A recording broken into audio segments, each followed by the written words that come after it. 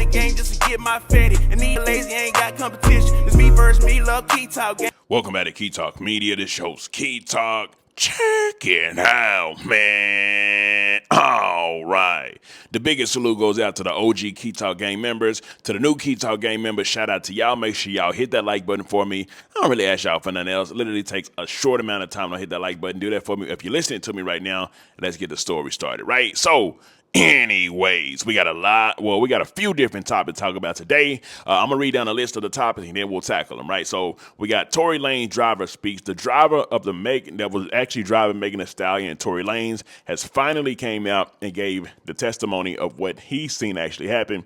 Now, I know this probably would have helped Tory out a whole lot if he would have said this earlier, but we'll get into that too, right? And then, of course, Yungeen Ace, the second topic. Yungeen Ace has been told by 12 of them that he can't step foot in Jacksonville without them knowing what's going on. Meaning they watching him like a hawk right now, and that Rico might just be calling Yungeen Ace's name. And number two, there's two men that also assisted with the killing of unaliving Julio Fulio. They're on the loose somewhere. So they're still pretty much, and they look like they might be brothers. They got the same last name. And last but not least, WolfPack has came out. Not like that way, right? Yesterday, everybody thought he came out, but now he's came out and pretty much said he was joking. And I'm going to tell y'all what he meant by that, right?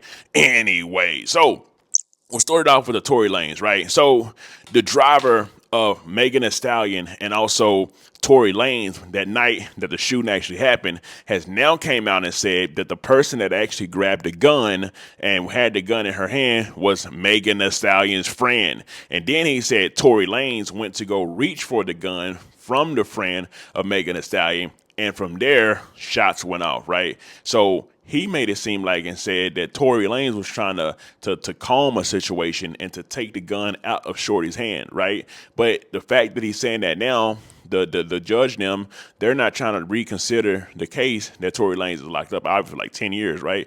They're not trying to reconsider it because they're saying something about Tory Lanez didn't take the stand and he should have took the stand and maybe they would have reconsidered it then. So he's literally sitting in jail, at least based off, if we go off the theory of what the bodyguard is saying, he's sitting in jail for no reason at all. Not only just no reason at all, there's a potential chance that the girl was actually the one that tried to harm Megan Thee Stallion. But I don't know why Megan Thee Stallion wouldn't have just came out and said, hey, yeah, listen, they were tussling with the with the gun. She had the gun first and they was tussling with it. And then from there, I was shot. I don't know why she didn't come out and say that because she had her story as well. So, but it's coming from the bodyguard. So we'll just have to see how that goes. Anyways, next we got Yungeen Ace. The police has came out and said Yungeen Ace is getting watched like a hawk. Not only is he getting walked like a hawk, they said they're not even investigating him, but at the same time, they're watching him 24/7. They said if he drives his car up the street to the gas station, they know what gas station he's in. They know what car he's always in. So he's getting watched 24/7. And obviously the people around him getting watched as well. The whole gang of Yungeen Ace is getting watched 24/7. And it didn't do any help with him dropping that diss song after Julio Fulio actually died. Actually, there's a potential that actually probably maybe hurt him, right? Well, not hurt him, but made them watch him even more, even though they probably already watched him to the max, because that 12 sounded super serious about it, right? Actually, I think I got a clip of it. I'll play that clip for y'all. Here that goes. Chief, that game that you referenced, ATK, is led by a rapper, Yungeen, and in the hours after the shooting, released a video stating which referenced the violence. I'm just curious if that rapper, Yungeen, is under investigation and possibly So our investigation's still ongoing. And Sheriff, if you have any other details that you want to speak onto that. So Yungeen Ace has long been known in Jacksonville. We are consistently monitoring those groups. We have people that are always watching them. I won't speak to the chief's investigation. That's up to TPD. We don't have an investigation on him right now, but he can't move around in Jacksonville without us knowing about it. And that's for the betterment of our community. Anyway, so they for sure is serious. Now, you can see the guys to the right of the screen or to the left of the screen. Those are the two men that's actually on the run right now. And it looks like they both got the last name. I believe it says Murphy, if I recall. I'm not looking at it right now. But they got the same last name, which I believe they're brothers. So you got the female who probably dropped the low. Actually, they're saying that female that was with Julio Fulio at his party, she was at the party with them partying, and somehow he ended up getting killed. So, yeah, she probably dropped the location, even though Julio Fulio went live and kind of dropped his own location as well. But also, they arrested her, obviously, so she had some type of involvement with what's going on. They got the other Jacksonville rapper that was actually arrested for it. And now you've got those two brothers down there on right side and left side, pretty much that assisted with it as well, right? So they trying to hunt them down. Now, how long do y'all think it's going to be until they find those two? Over 3 days or under 3 days? Anyways, last but not least, Brick WolfPack has now came out. Like I say, not came out that way. Like yesterday, we thought he came out when he said that he's bi. Now Brick WolfPack has came out and pretty much said he was joking. It was all marketing. It was all a plan just to get some eyes on his new song that he got with Lefty Gunplay. I'm going to be real, right? There's two ways to look at it. One way to look at it, of course, everybody's going to have their own opinion. Another way to look at it, we talk about marketing. Yes, it was a good marketing scheme, right? It's wild and out and crazy, but you got to think about it. Sexy Red has came out and said some wild and crazy stuff too. That it worked for her, right? It got her streams up. It did all this and that. Now it depends on what his goal was from that. Was it to get more views, more eyes? Because initially he took a hit, right? But at the same time, he probably gained some more fans too, especially from the gay side.